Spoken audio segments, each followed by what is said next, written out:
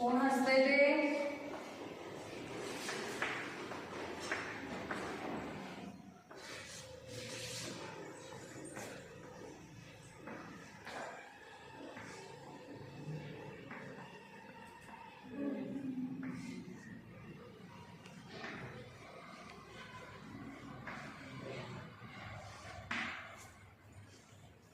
मला सांगा मुलांनो, बदल म्हणजे काय? बदल कशा कशात होतो सांगा बघू. ऋतूमध्ये बदलतो. Very good. बस अजून हा सांग तुझ्या पदार्थाच्या स्थितीमध्ये. पदार्थाच्या स्थितीमध्ये अजून सौरभ.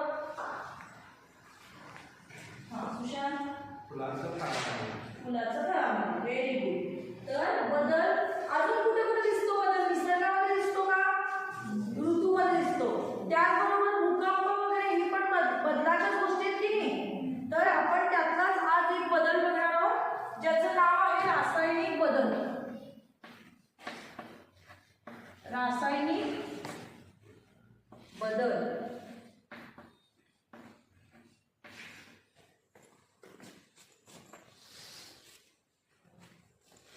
आता सगळ्यात आधी आपण काय करूया, एक छोटासा प्रयोग करूया. ना कोण येणार प्रयोगाला पुढे?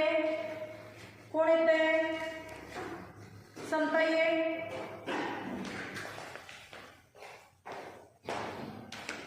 हा प्रयोग घरी करायचा नाही, तुम्ही लहान आहात अजून, फक्त इथे बघायचा. इथे काय केलंय मी? एक मेणबत्ती पेटवलेली आहे, बरोबर आहे?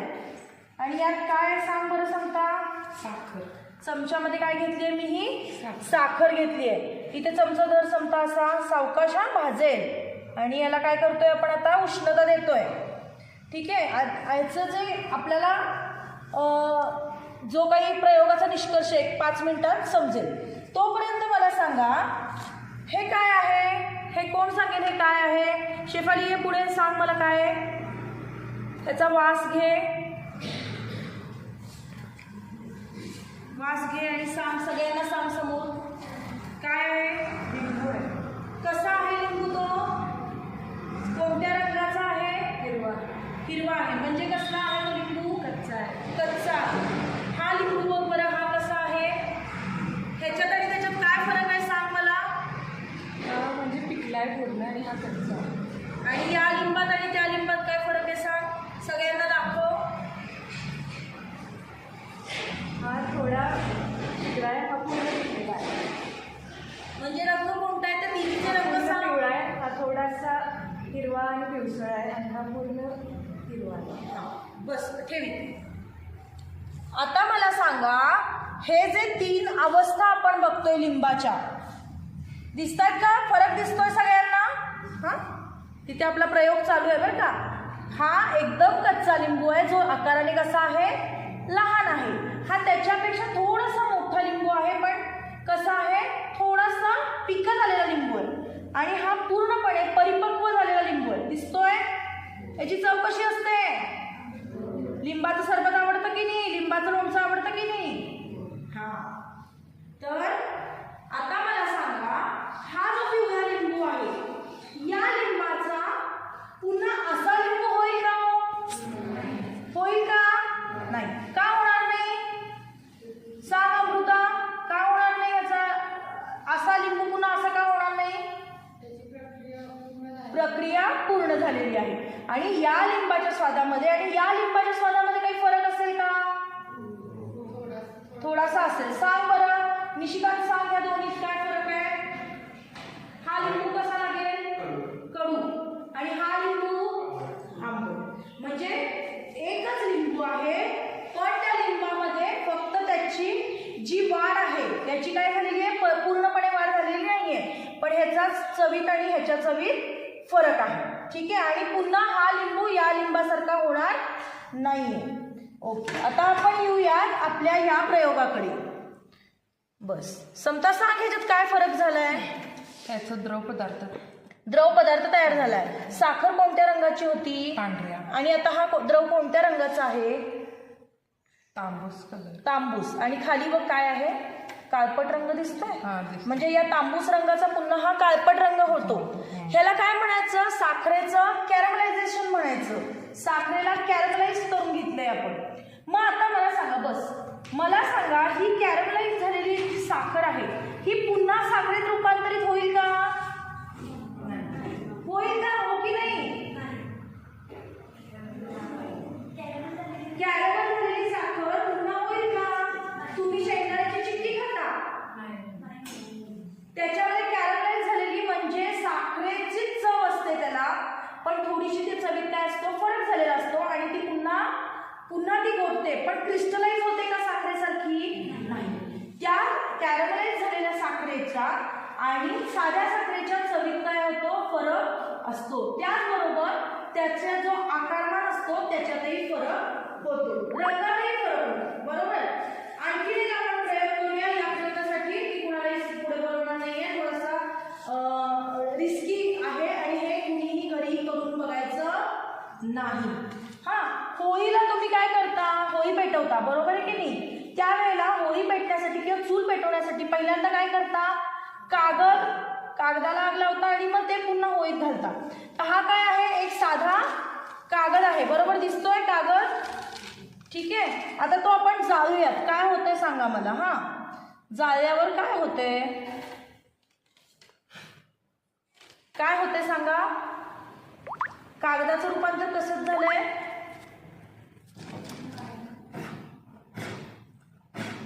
हे काय उडलं,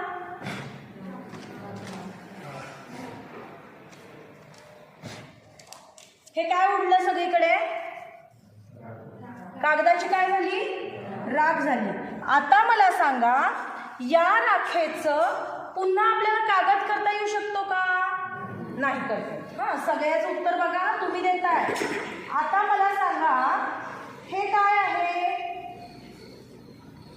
हे काय आहे, गोड गोड असते ना, तिखट असते, ठीक आहे. या मिरचीत आणि या मिरचीत काय फरक आहे, थोडी पिकली आहे, ओके. आणि या मिरचीत आणि या मिरचीत काय फरक आहे, हा. आणि ह्याच्यानंतर आपण चटणीला वापरतो ती मिरची कोणती, ही का, ती कशी असते, लाल सुकवलेली मिरची. म्हणजे त्याची या मिरचीची जी लास्ट स्टेज असते ती कोणती असते, सुकवलेली मिरची. ती सुकवलेली मिरची पुन्हा या आपल्या अशा मिरचीत रूपांतरित होऊ शकते का? नाही. ओके. आणखीन एक उदाहरण तुम्हाला देते. हे काय आहे, ऐश्वर्या ये पुढे, हे काय सांग सगळ्यांना. हे धान्य एक प्रकारचं, सांग कोणतं धान्य आहे.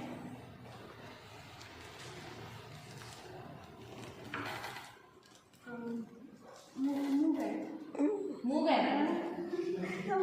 भाज्या खातेस की नाहीस? हा, आई ज्यावेळी मटकी भिजवते त्यावेळी आपण बघायला पाहिजे ना. हा, आणि हे काय आहे सांग. हे मोड आहे, मोड. मग हे ह्याचेच मोड आहेत का? हा, हे काय आहे, बस जागीवर. हे काय आहे, ही मटकी आहे जे कडधान्य स्वरूपात आहे आणि हे मोड आलेली मटकी आहे. हे मोड येण्यासाठी काय करते आई माहिती आहे ना, भिजत घालते, मग कापडात बांधते आणि मग 2 दिवसांनी काय होतं, त्याला छानपैकी मोड येतात आणि मग त्या मोडाची मिसळ करून खाता की नाही आवडीनं, बरोबर आहे की नाही. तर हे जे मोड आलेली मटकी आहे ही पुन्हा आपल्याला या मटकीच्या फॉर्ममध्ये मिळेल का? नाही. आता मला सांगा, आणखीन एक उदाहरण देते. हा, हे काय आहे सांगा, हे ओळखता येते का? कच्चा टोमॅटो, ओके. हा काय आहे, ओके. आणि हा काय आहे, पूर्ण पिकलेला किंवा अति पिकलेला. ह्याला सुरकुत्या वगैरे आहेत बघा. हा फ्रेश, साधारण आत्ता कच्चाही खाऊ शकतो आपण असा आहे. आणि हा मात्र थोडासा पुढे गेलेला टोमॅटो आहे, ठीक आहे. पण मग या टोमॅटोचं रूपांतर पुन्हा आपल्याला या अशा टोमॅटोत करता येईल का? का करता येणार नाही? कारण त्याची काय झाली आहे, प्रक्रिया पूर्ण झालेली आहे, ओके. तर मला जरा सांगा, अशा प्रकारची उदाहरणं अजून तुम्ही सांगा बरं मला. सगळ्यांच्या आवडीचं फळ आता येणार आहे मे महिन्याचं. हा, मग आंब्याच्या अगोदर काय मिळते आपल्याला, कैरी. कैरी कशी असते, आंबट. आणि रंग कोणता असतो कैरीचा, हिरवा. पण ह्या कैरीचं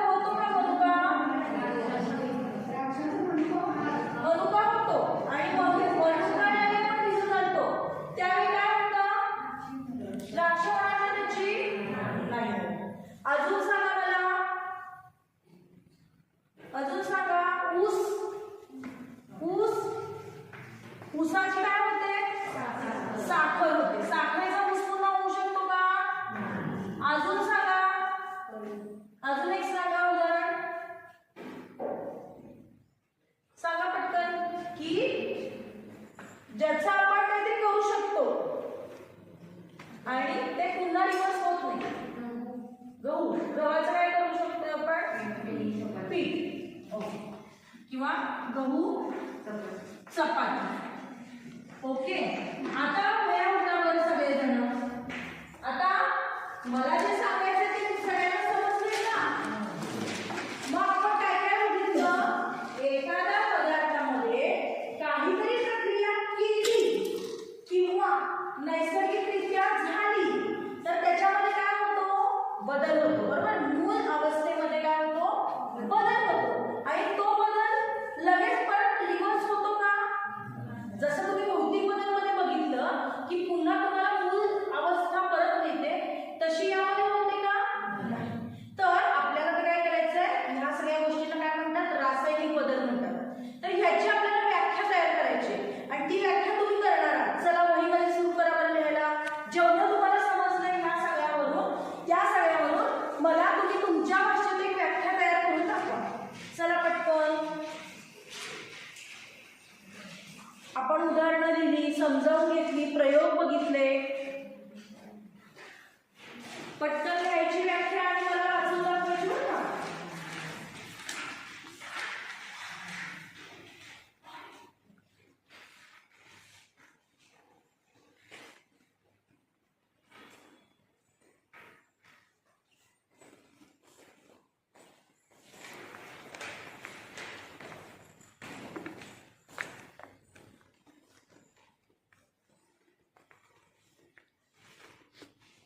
रासायनिक बदल वरती लिहा आणि त्याची व्याख्या लिहा सगळ्यांनी.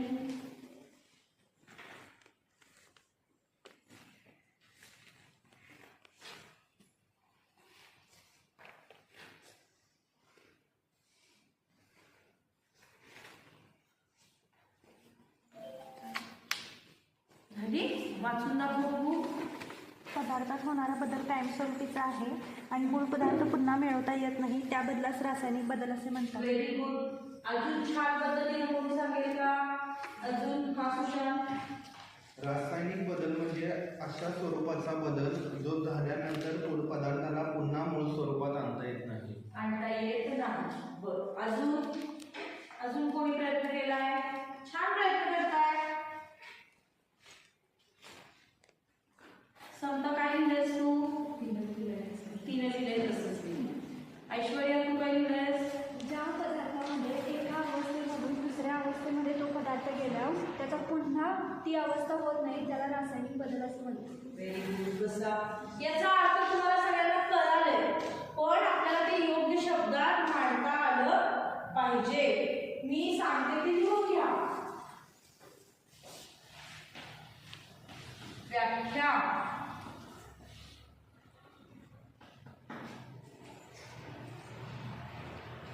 जे बदल घडल्याने, लिहून घ्या माझ्यासोबत.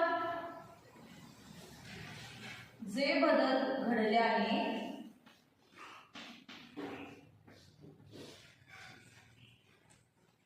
मूळ पदार्थांचे रूपांतर, मूळ पदार्थांचे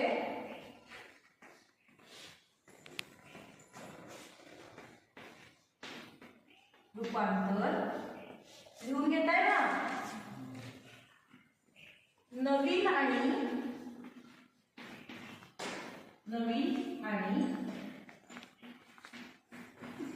वेगळ्या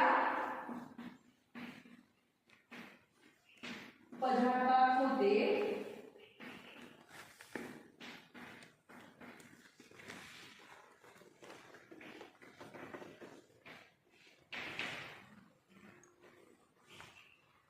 अशा बदलास नवीन आणि वेगळ्या पदार्थात होते आणि हे बदल कायमस्वरूपी असतात.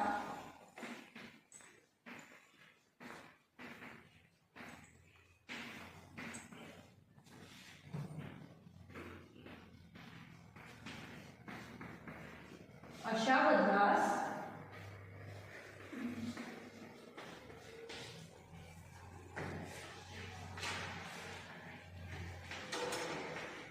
रासायनिक बदल असे म्हणतात.